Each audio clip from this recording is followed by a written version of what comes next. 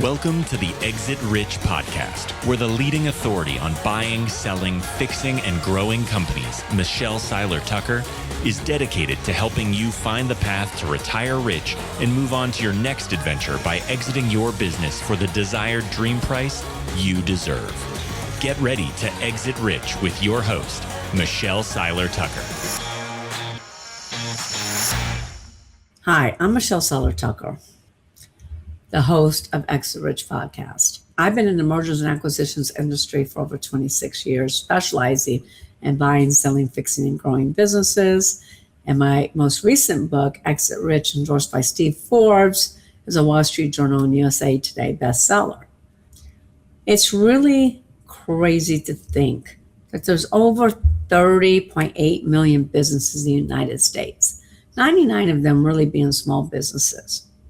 And when you think about it, and you think about out of over 30 million businesses, how many are up for sale every year? How many actually do sell? And the numbers are pretty frightening if you're a business owner, especially if you're a baby boomer. And the reason that these statistics are so startling is because most baby boomers have poured their heart, their energy, sweat equity into their business. They have made huge sacrifices. I talk to business owners all the time that says, look, I created my business, I started my business, I bought a business for financial freedom, for a better quality of life. But unfortunately, that's not always true, because many business owners tell me, gosh, Michelle, this business barely pays the bills. Or even worse than that, I haven't taken a vacation in years. I've missed all my kids' soccer games. I missed all my daughter's dance recitals, etc. So business owners really haven't built a business that works for them. What they've really done is created a job that they go to work at every day, calling it a glorified business. And I'm probably talking to you right now. And it's sad but true. The reason it's so sad is because entrepreneurs should be enjoying their life. And they should be going on vacation, and they should spend more time with their family, and they should have a better quality of life and financial freedom. But they don't. And you really got to ask, why? Why is that? And the biggest reason is because business owners really are the business. And like I said earlier, they've created themselves a job that they go to work at versus a business that works for them, because a lot of business owners think about, gosh, if I want it done right, I have to do it myself. And that can't be further from the truth, because what you've done is built a business around you, not a business that works for you. And business owners and entrepreneurs actually really have to get clear and say, look, if I want to grow, I have to let go of the control. I really have to learn to delegate. I have to take inventory of what are my strengths? What are my weaknesses? And hire people smarter than you. Some of the most successful people in the world, hire people that are much smarter than them. Most business owners think, if I want a successful business, I have to do everything myself. Business owners and entrepreneurs, let's face it, we're control freaks. Me too. I'm in the bucket with you. We're control freaks. We always think we got to do it ourselves. Therefore, entrepreneurs, business owners have their hand in every pot. They're the ones that have the sales relationships. They're in charge of marketing. They're the ones that talk to each department. They're the ones that have to approve every single decision. Nothing can get by without the business owner overseeing absolutely every detail in the business. And you will never grow like that. You will never grow unless you figure out how to let go of control. In order to grow, you have to let go of the control. You have to delegate. Some of the biggest successful owners in the world delegate. Steve Jobs didn't do everything himself. He delegated. Think about some of the biggest, Jeff Bezos, who started Amazon. Jeff Bezos absolutely does not oversee every single detail. Maybe he did in the beginning, but Jeff Bezos, Steve Jobs, They all learned how to really delegate, but take inventory of what their strengths and weaknesses are. So when they take inventory of what their strengths and weaknesses are, they hire their weaknesses. So many owners don't want to hire somebody smarter than them because they get scared. And like, oh my gosh, I can't hire somebody smarter than me.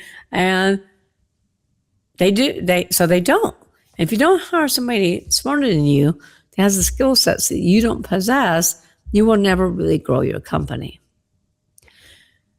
So this is very important to really start focusing on building a business that is sustainable, scalable, and can run without you. And most businesses are not sellable. We're going to go back to the 30 million plus businesses in the United States and how 8 out of 10 never sell. And it's really because they're not sellable. The business owners created a job. Buyers don't buy jobs. Buyers buy businesses that can run without the owner, because buyers don't want to go to work and really get involved in the day-to-day. Buyers want a business that will run without them. So sellers have built themselves a job. Buyers are like, I'm not interested. And that's one of the number one reason why businesses never ever sell. Why 8 out of 10 businesses don't sell, because they've never built a solid foundation. They haven't built a business that will run without them. Most of these owners, like I said before, have never taken a vacation and have missed all their children's activities. And that's not what we go into business for.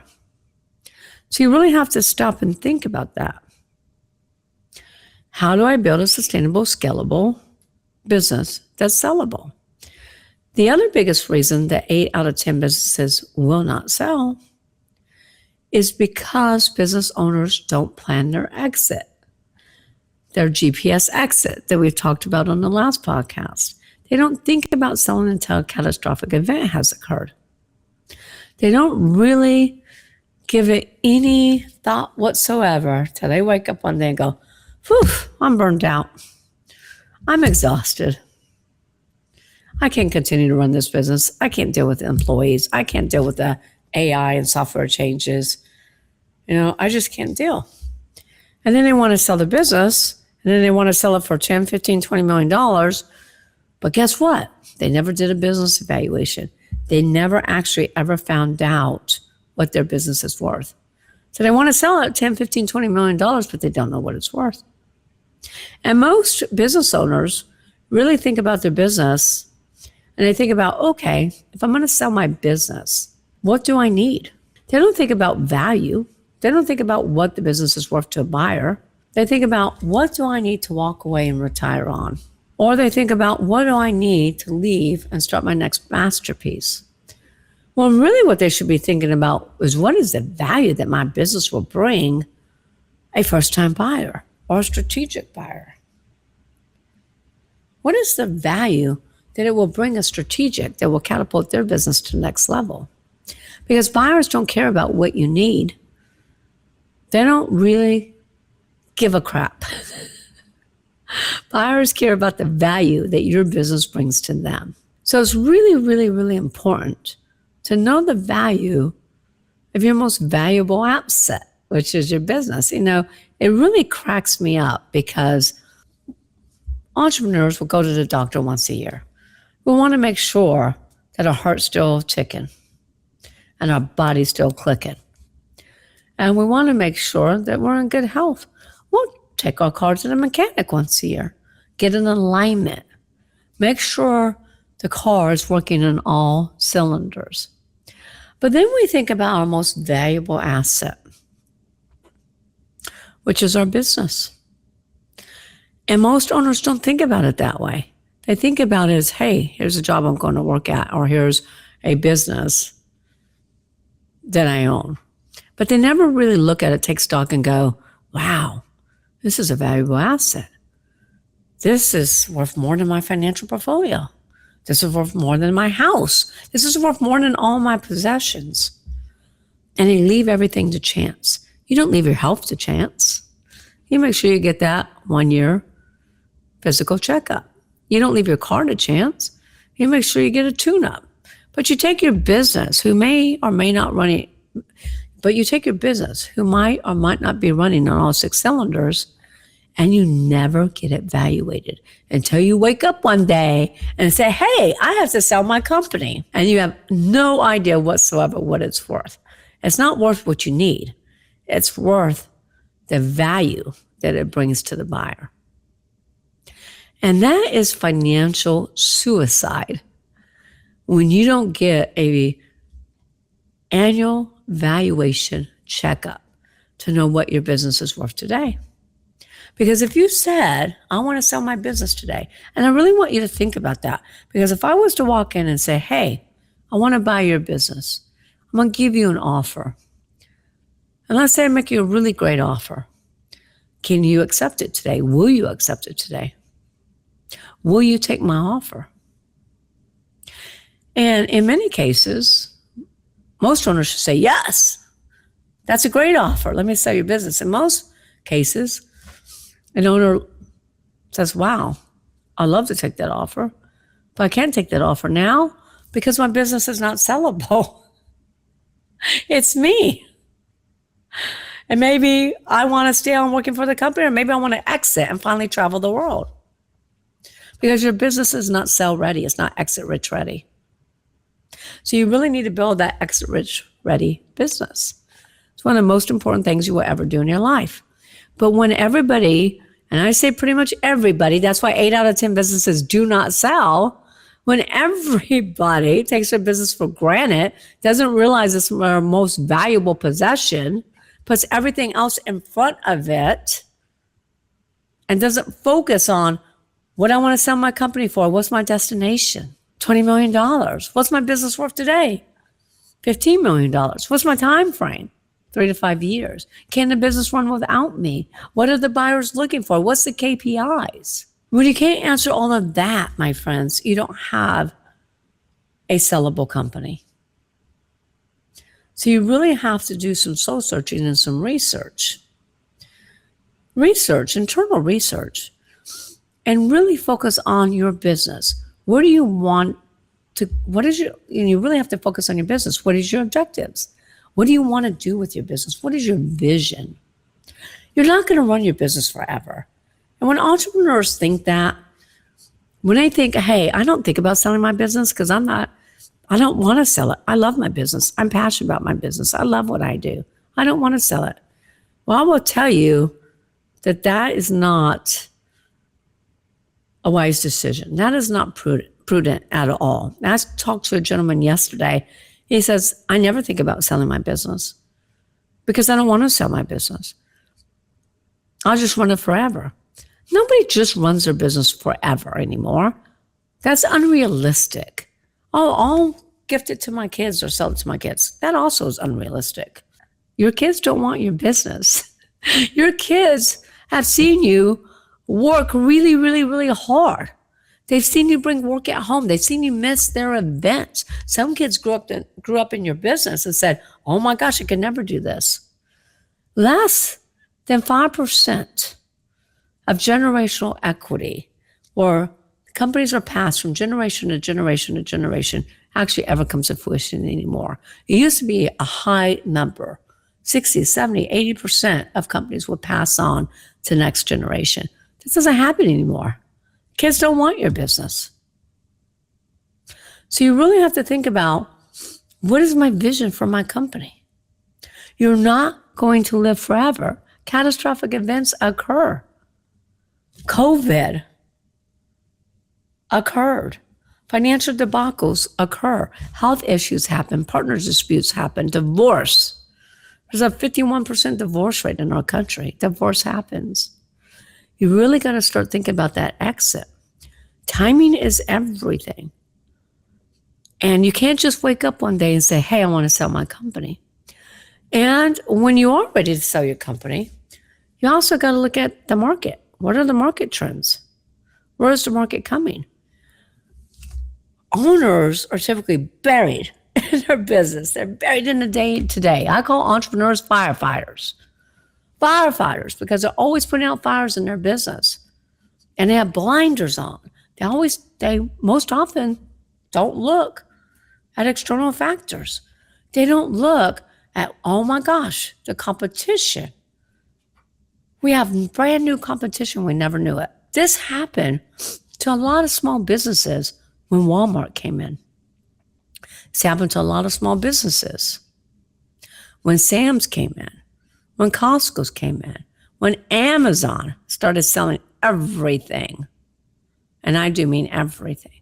It put so many small businesses out of business. But again, busy owners are so busy working in their business, they're not looking at market trends. And what is the best time to build? What is the best time to go to market?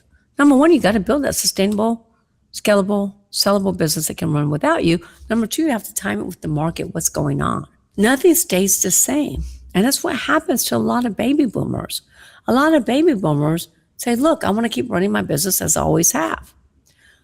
In business, in life, you're either growing or dying. Growing or dying. There's really no in between. And many business owners get so stuck in their business that they forget about aim. Most business owners have lack of aim. What does aim mean, you ask? It means to always innovate and market. Always innovate and market. If you're not innovating, if you're not marketing, your business is dead. So when I say take that sustainable, scalable, sellable business, align it with the marketplace. Keep your eyes on the prize. Make sure that you're studying market trends. Make sure you're looking around your industry and see who's popped in, because competition pops up every single day. And a lot of times competition comes in a big way, like Sam's did, like Amazon did. And they are very well funded. And they have a ton of money, tremendous amount of money for working capital. And they can put businesses out, and they do put businesses out overnight. You also got to look at, what's the economy look like? What are interest rates? There's less buyers when the interest rates are not there. There's less buyers when the economy is not doing well. There's a lot of things that you have to consider in the marketplace to know, when should I sell my business? What is the perfect time? If you've got perfect market conditions and your business is not ready to sell, you're losing out on a huge opportunity to cash out and exit rich. These are things I encourage you to really think about and really become alert, observant. Look around what's happening. It doesn't mean you can't sell your business if the market is not ideal or perfect, but it makes it much more difficult and there's a lot less buyers. When the real estate market is hot, because of economic conditions, outside factors, wow, everybody starts putting a house on the market. And then there's buyers. It's a seller's market. And sellers are selling for a lot higher price. Think about when COVID ended. Everybody was wanting to buy a house. It was a seller's dream market. It wasn't a buyer's market. Right now, because of market conditions, because of interest rates, it's been a buyer's market, not a seller's market. So when the market conditions are right and everybody runs to go buy a house or sell a house, why doesn't anybody think about, hey, market conditions are really good right now. Let me put my business on the market. This is the perfect time for external factors to sell my company. They don't think about that. When the market conditions are perfect for a buyer and in their favor, they're going to run out and buy houses. Same thing with businesses. But business owners don't think about it because they're too buried in the day-to-day operations. So when market conditions are perfect, your business probably isn't. What's really important to do is do what I said. Really focus on what you want to sell your business for. Make sure you get a business evaluation. You should have an annual business valuation checkup and build a sustainable, scalable business that's sellable when market conditions align. That's what you should be doing. Next time, we're really going to dive into the foundation of your business and how you need to build that solid foundation. So when you're ready, your business is ready to sell. Thank you. Thank you for tuning in to another episode of Exit Rich. Please share this information with your friends, your colleagues. Please share this with your network. I always say your network equals your net worth. Get it out there. And also make sure you subscribe to Exit Rich. Thank you. Until next time.